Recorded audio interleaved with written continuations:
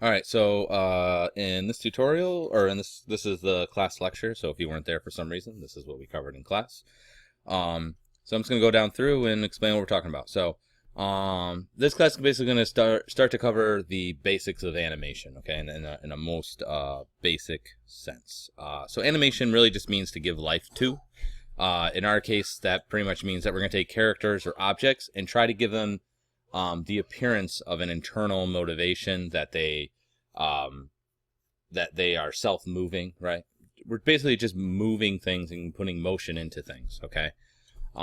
This can be utilized for any number of industries. Most of the time, the ones that people typically think of are the ones in regards to entertainment. So a lot of people want to work on animated feature films, or they want to do visual effects. A ton of students want to work in video games. Even advertisements sometimes can be kind of glorified. But the fact of the matter is, there's a lot of other uses for it. Really popular one is just visualizations. So when people make products, they need to have little quick, what we call sizzlers, to show off the product in order to try and sell it. Architectural visualizations. Every time that they're going to put, like, if it's a new government building and a bunch of people want the job, they'll actually make these visualizations of what this will look like if you choose them. And it's worth the investment of that, because if they get the contract, they'll get lots of money. Medical visualizations, that's becoming bigger and bigger. Instead of, doctors and other health practitioners, going through and working on actual people, they'll make these visualizations almost like, games for the doctors to work with. And there's lots of other things as well in regards to that. Legal reenactment seems like a weird one. But again, let's say you have someone has just a case against someone else and it's for millions of dollars. It's definitely worth a video, having someone visualize what happened the day of the incident. If there's going to be a jury, because it might help them understand and maybe make it easier and a better chance for you to win your case. There's a lot of other things. I mean, all these new things are happening. Virtual reality is becoming bigger and bigger. We all have the Google Cardboard and the Oculus Rift and HoloLens and all these other things, and it's becoming really interesting. Military now, they're doing a lot of things where they will 3D print things, or they will do simulators and stuff to help the military, the men and women in the military, to basically to train them. 3D printing obviously is huge now, and that's only going to get bigger eventually, to the point where we're going to have everyone's going to have a 3D printer themselves. Restoration. So another big thing that I've seen is people will you need to have like a what do you call that?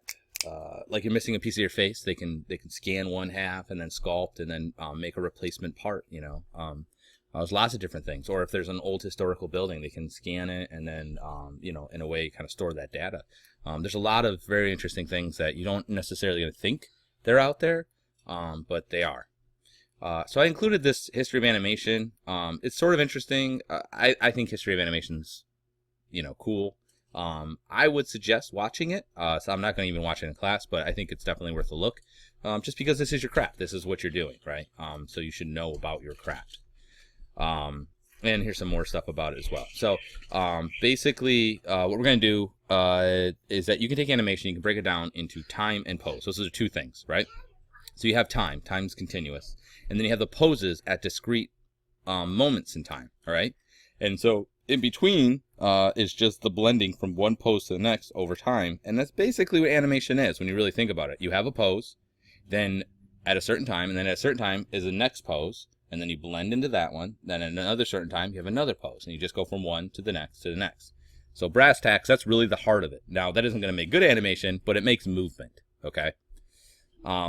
Posing is the most important, all right? So, for instance, if you were to look at, let's say, a comic strip, you can tell what's happening in a comic strip, even if they don't use words in the comic strip, because the poses are there. There's no time, right? Nothing's moving, but with the poses alone, you can tell what's happening. Comic books, right? I can give my daughter or my son a comic book, and obviously there's words in it, but they can tell what's happening in the comic book, that people are fighting, and there's action and all those other things, just by the poses in there. They don't need the time necessarily. Okay. Now, whenever you're doing the posing, there's basically three ways that this gets broken down. Okay. Anticipation, action, and reaction. Almost all movements have these, okay? So, for instance, we have this little ball roll here, right? So, basically, anticipation is the preparation for the motion. So if you're going to swing it back, before you swing it forward, you swing it back behind you, and then you swing across. If you're going to punch somebody, you go back, and then you move forward. If you're going to get out of a chair, you'll like move back, and then you'll get up out of the chair. If I was going to jump, I was squashed down before I jumped up, okay? So anticipation is everything. And for the most part, that is the most important thing. So if you're doing like film or just normal animation production, you spend more time on the anticipation because that's lets the audience know what's going to happen more than you do on the actual action. Because if you think about it, let's say I'm swinging a bat, you don't actually see the bat swing. You don't see the actual action. You just see me anticipating it, and then you see the reaction. You don't see the action, right? I mean, if you watch a baseball game, you're not going to be able to tell when the ball gets hit by the bat. You just know it happened because you can tell, all right? So anticipation is very important. Now, for video games, that's not the case because you need actions to be immediate, okay? But some things to emphasize about it is that depending on the amount of time and the strength of the pose, the anticipation is going to let you know how much force and energy is being applied into that, right? So if I'm going to jump, if you see me just, bounce down real quick and then jump, you're going to assume it's not going to be a very big jump. Now, if you see me squat down, I'm holding it down, I'm getting really, really small, you're going to assume it's going to be a large jump, okay? Because the anticipation informs the viewer. Now, the action is the actual motion. That's the meat of the movement, if you will. Like I said, for the most part, this is actually the least important. Usually it's very quick, and you don't even see it, depending on what the action is. In some cases, like let's say you're doing like a fighting game, and you're doing a high kick or something, they don't even do an action pose. They literally have an anticipation for like one frame, and then just reaction. And usually the action is just covered by a big swipe frame, right? So sometimes they just have like a white line come across, and then you just assume that they punched. Okay, so the action is not as important. The last is the reaction. So that is basically the bookend from the anticipation. So depending on how much energy was stored into the anticipation, it's going to kind of determine what the reaction is going to be. Okay, but it's the result of what happened. And again, so depending on the medium, if you're doing video games, reaction is actually the largest. The biggest part of it, okay? Depending on the game, obviously. Anticipation is the least, then action, and then reaction, okay?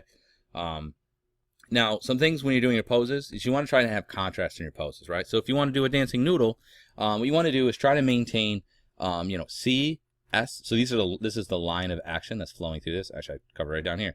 The line of action. So I got a C, an S, a C, and then an S. But you want to have poses that are opposite of each other, right? So if I'm going to jump, I would arc. Actually, you can see it down here. I would arc down and then do the opposite. And you see it makes more strength in between the poses, okay? Now, when you are describing a pose, the main thing you need to worry about is the line of action. And that's basically the line that runs through the most distal part of the character or object to the next most distal part. So if I had my arm out and my leg out, it would go from my farthest out arm through the spine of my body and out to my farthest leg. But generally speaking, it's almost always, if it's a humanoid or animal, it's always going through the spine of the person. That's where most of the emphasis and the meat and the acting comes from, and that's the line of action. Almost all actions have some sort of squash and stretch. I could show you some videos if you go online and look up like a golf ball being hit by steel or something, or slow-mo golf ball hit. You're going to see it squashes and stretches more than this. It's ridiculous, okay? Almost all objects stretch, and if you don't have it, it looks hard. It just looks wrong, okay? It's something that you shouldn't see, but you can feel if it's not there. So after that, right, is timing. So those all dealt with posing.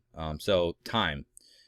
Timing is basically when you decide to put those poses, right? So it's how long does it take from get to here, and from here to here, and here, and here, and here, and here, and here, right? So if you were to look at this would go,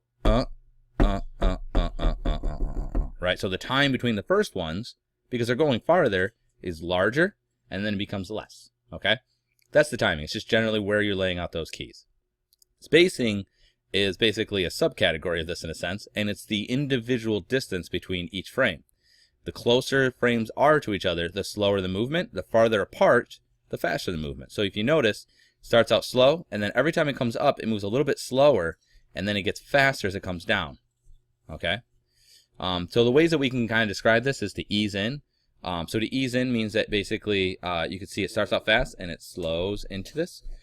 Ease out means it'll ease out of an action and speed up, right? So if like a car taking off, this would be like a car coming to a stop. Ease in and ease out would be like a car coming, speeding up and then slowing down. Linear is just straight across. There is no, the spacing is even all the way through. This is very mechanical, okay? This is the least good looking, unless you're trying to do something specifically to make it look mechanical. Do not use linear. It's not beneficial. All right. Most things are going to have some sort of ease in and ease out. So path is the path that you follow, that the character or object follows in order to get to where it wants. One thing to keep in mind is that generally speaking, your paths will almost always be some sort of C curves, S curves, or maybe even figure eights. Very rarely do you see anything more complicated than that, or things that are linear. Again, it's inorganic. Most motion just does not function that way.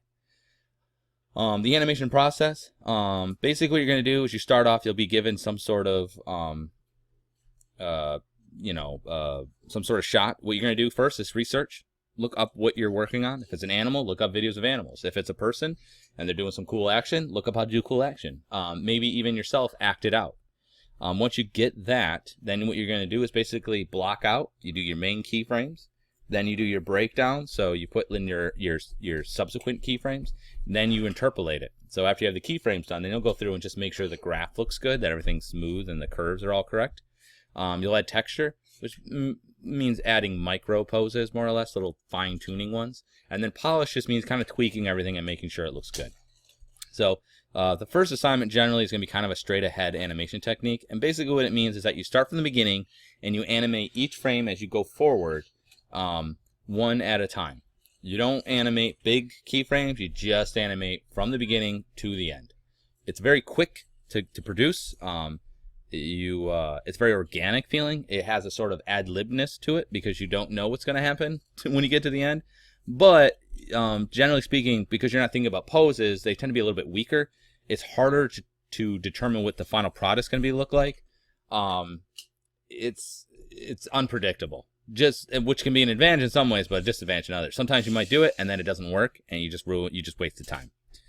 In class, we're just going to animate a ball bounce, so you can see it here. You can watch that. The next part of your assignment is basically to take your rig and to animate your logo motion graphics animation. And so you're going to take each one of the things and go through and animate it. So I have a tutorial here, which is basically setting up the scene. This one's just animating one letter. I just did one simple one, so if you wanted to see how I would do one animation. And then I have a bunch of videos here where I kind of go through and I actually animate, I guess it's these two, where I animate the rest of the letters. And the last one here is just to render it out using Playblast, which is basically just a hardware render. Literally what it means is that it's capturing what's on your screen.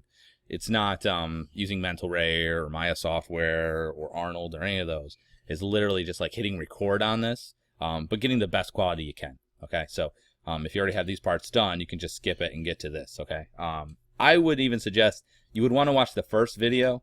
These ones might not be that much help. The ones that are just straight up animation, the middle ones here, because your animation is going to be different. You're not going to do the same thing as me, okay? But if you want to watch it and just get kind of an idea how I work, you can watch it, but it's not going to be as informative. It's not as like, do this, now do this, now do this. The first one's like that, this one, because it's setting up the scene, and the last one's like that because it's about rendering what you have. So that's very, linear, but the middle ones are not so much. Okay, so basically your assignment is just to complete the animation.